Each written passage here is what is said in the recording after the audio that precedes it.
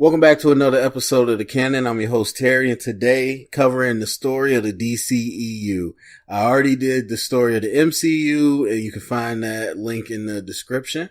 And I'm already prepared for the people that think they're funny, not going to listen to the video. They're just going to show up to say the story is it sucked, or the story is neither messed it up, whatever.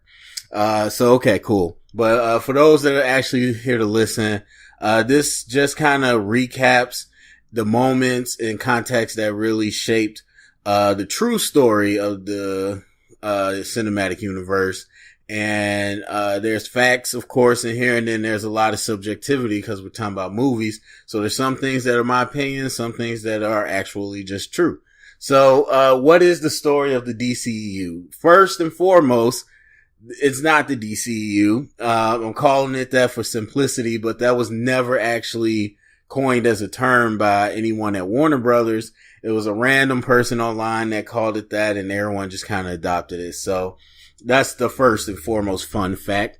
But what the story of the DCEU starts with Christopher Nolan. We talk about the context of superhero movies, and I talked a lot about that with the MCU, but it's funny enough, around the same year, 2008, well, it was the same year, 2008, Iron Man and Dark Knight is when you had the conversation shift. But prior to that, comic book movies were nowhere near what they are today, not only as money makers, but as being taken seriously as serious films. And to an extent, they're still not, but it was way worse back then. So we know the long history of Batman. We know the history of Superman in movies, all these different things. But it started with Nolan making a statement, and Batman Begins kicked that off. Great movie to me. I think really solidly received, but it went under the radar, and it was kind of hard to do with a new Batman, but the context that we were living in, this was before Iron Man. This was just in a real bad time in superhero world where you had stuff like Superman Returns and stuff like Green Lantern. A lot of these things weren't doing well later on, but this before you had Dark Knight, it was just not an optimal place. But even still, Batman Begins saw a really popular resurgence on the second market on syndication. And I would say that because I saw it first on TNT or something like that on cable. And I saw it because they constantly played this movie. You know, you got some of those movies that are always playing. And I just think for me, in the circles that I knew, which weren't big because this was before the internet and social media, or before the social media was big, but the circles that I knew, people I know in the mainstream audience, didn't really know there was a new Batman movie out. And so it kind of picked up his life on TV. But then The Dark Knight happened. And you saw a comic book movie get $1 billion. Like, yes, the MCU's wrecking shop right now, but you think about first Iron Man didn't even make $600 million. And so you got a comic book movie making $1 billion. Dark Knight Rises followed up with $1 billion as well. At the time it was just unprecedented. And so you had a lot of people going back to Batman Begins. You had a lot of people looking forward to The Dark Knight Rises.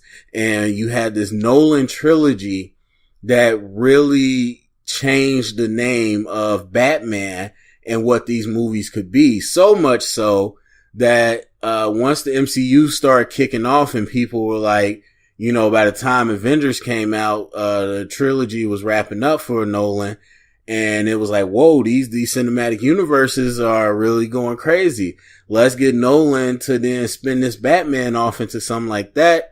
But Nolan wasn't interested in doing that. Nolan was looking to expand his career and do something outside of comic books. However, they were able to get him and his brother to work on the story for Man of Steel. And the choice, as we all know, to shepherd the movie was Zack Snyder.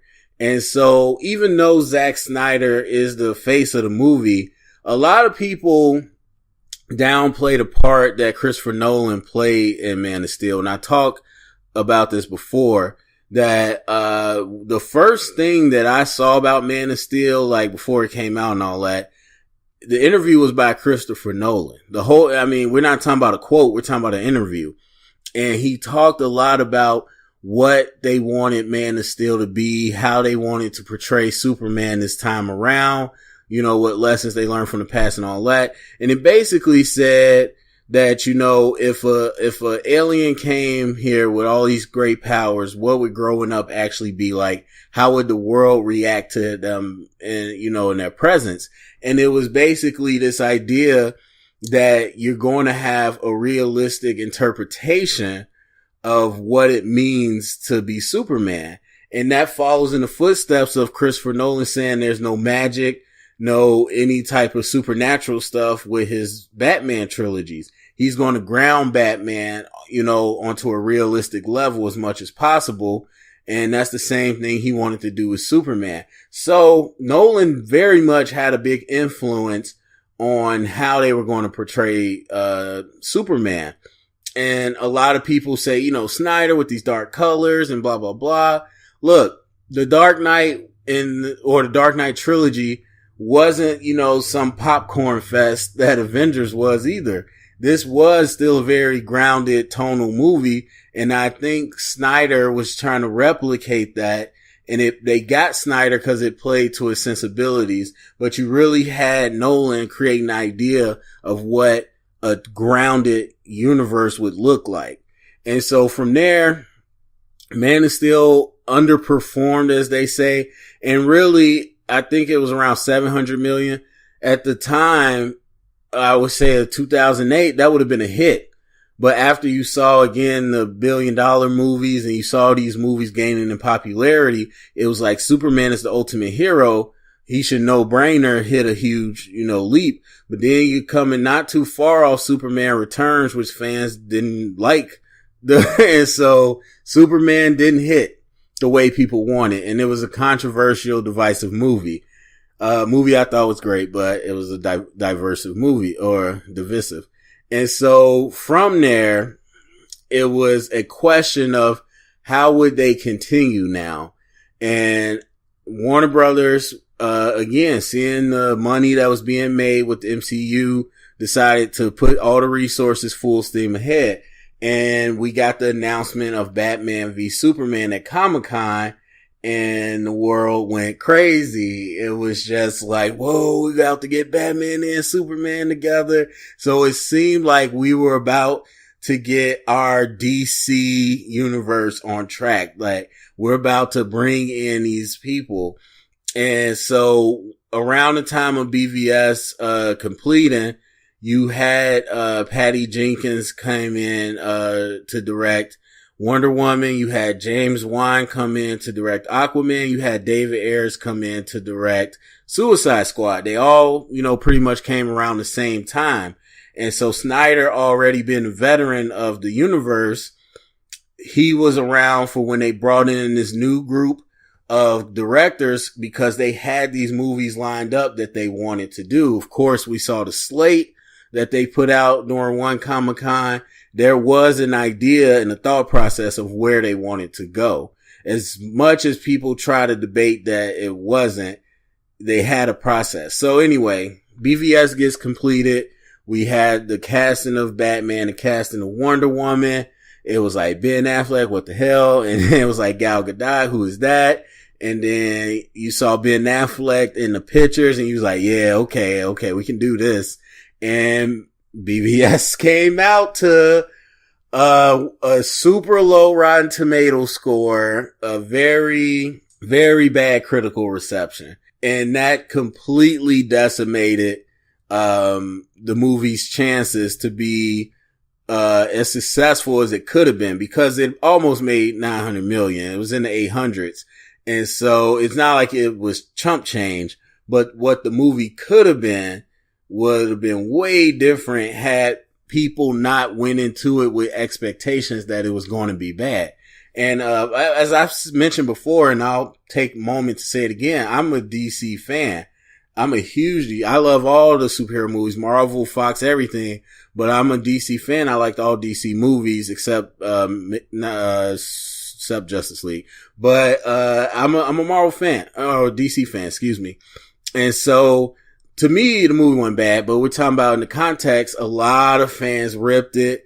A lot of people didn't go see it, and it was 2.5 hours. It was a long movie. A lot of people didn't go repeat view, and it didn't make what it could have made because the month after was Captain America Civil War, and that kind of took over the box office. So what you had was two divisive films at best in a row that made good money, but critics were not happy with and fans were split over. Man of Steel gained a lot more followers over the years, but it never, became loved. It was always divisive. And BVS, I think, is on the same trend, but it's never going to be loved. It's just a divisive movie.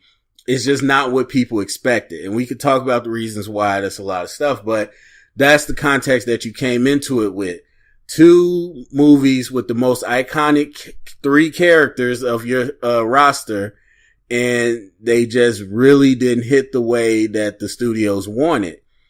And the studios had faith in the vision that they were going with, but the results caused them to panic.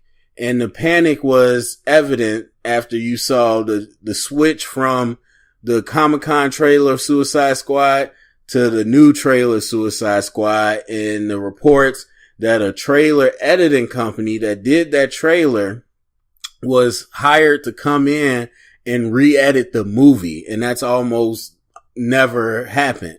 And so you had a rift between David Ayer, the director, who had a vision for the movie, and the studios hijacked it and tried to infuse some fun into it because they felt that the fans crying about the tone of the movie was the problem.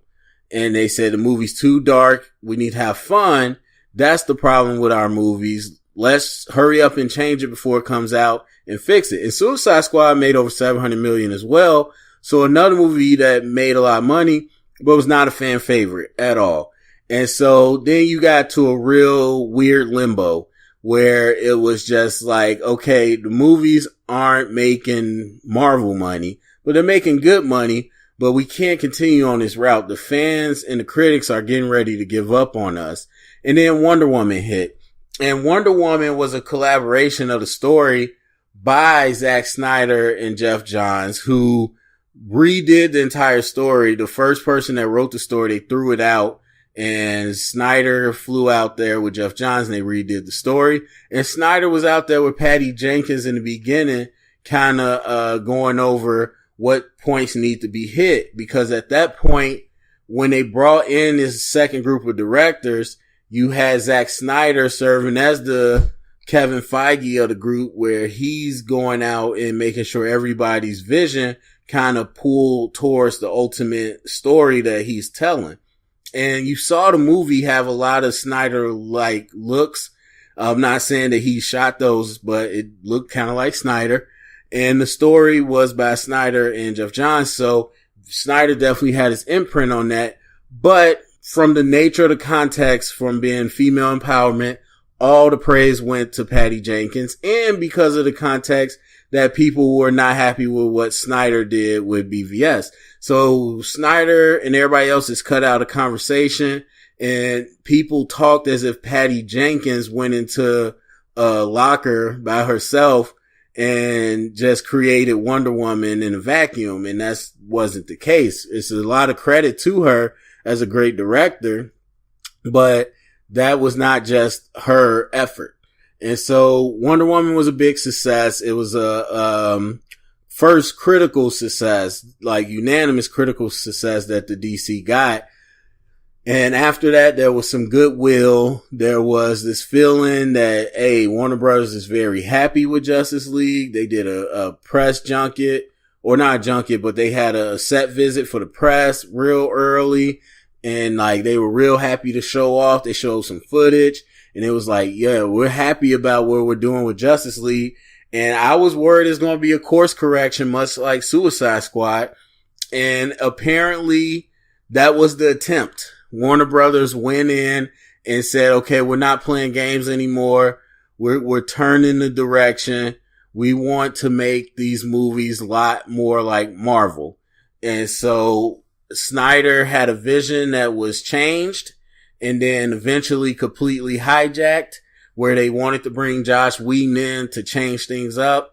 And it coincided with the untimely passing of of Zack Snyder's daughter, which I understand why, but it feels weird to say it was used as an excuse to let Zack Snyder step off the project. But you gotta feel that was mutually agreed upon, because no studio would just do that without talking to Snyder. They both wanted to save face and make it seem like, okay, we're going to depart. And they let Joss Whedon do it, and Justice League was bad. As far as critics were concerned, and divisive amongst fans. It was a Frankenstein of a movie, and it was very clear that nobody had a clear direction of what was going on at Warner Brothers. And so this was something that I've argued for a long time. And you could just tell by the interviews in the articles. That was the easiest way for me to follow it. When you followed MCU, it was always one name answering all the questions. Kevin Feige. And then anybody that answered, like a director or actor, it fell in line with what he said.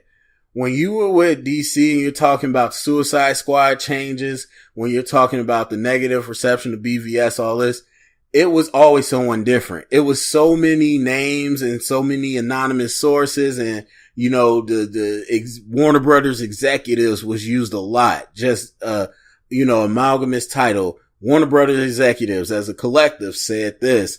And it was like, well, who is in charge of this?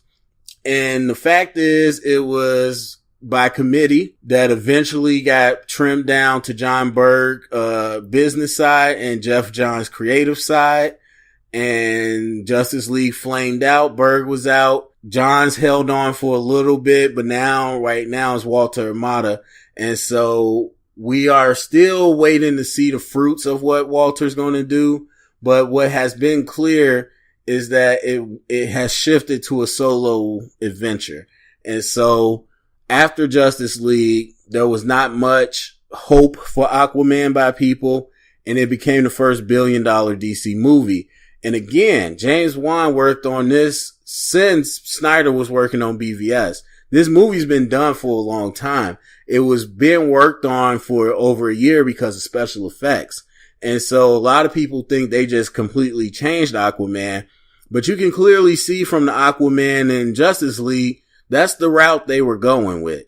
And that's the route that they always were going with. The thing that people didn't understand is there was no attempt to make everybody the same in DC. Snyder wanted to make Superman grounded and show a story arc where he ended up being the hero we knew. And he wanted to introduce you to new characters like a Flash, like an Aquaman, that were so different than Batman that it was going to play off each other well. And then we would branch into different types of tones with movies with characters like the Flash, with a bro like Aquaman, and then a kid like Shazam. But they never gave Snyder the time. Fans never gave him the patience, and they never got the trust of the fans to ultimately execute it. So then again, Aquaman comes out, makes $1 billion, very much as a solo effort. There's a lot of people looking forward to Wonder Woman 84, and that's going to be very much a prequel again. That's a solo effort. Shazam came out and made profit money and huge critic reception. And so then we got the Joker coming out in a completely elseworld universe. So instead of rebooting and starting the train over, they put the pause on, they put the brakes on, and they said, let's just go forward with the people that are winners. Let's introduce some new people in a new tone, and let's just keep it a solo track without trying to make a long story. Let's just make this a bunch of solo stories and make money off each one. And so now that's where we are today. So a lot of misnomers about the DC, Warner Brothers universe that still persists to this day by a lot of fanboys and people that are just misinformed. Snyder had a vision. Snyder was very involved, even in the movies that are, qualified as winners. And so, despite what people like to blame Snyder for, there's a lot of studio interference because they were reactive. They weren't sure which way they wanted to go, and they didn't trust anyone with power. The moves that Jeff Johns wanted to make, the moves that John Bird wanted to make, they could always be, override by somebody else higher up. And that's just not how you do good business when you're trying to tell this cinematic story. And so a lot of missed opportunities. At the end of the day, the fans just did not vibe with what Snyder had to produce. And without that, you don't have trust, you don't have money, and without that, the studios kind of do what they do. So anyway, go down in the comment section, let me know what you think. What are some points that you think might be more important, or some points that I might have missed? Get the conversation started, share it around, thumbs up, subscribe, and if you heard it here, it's official canon.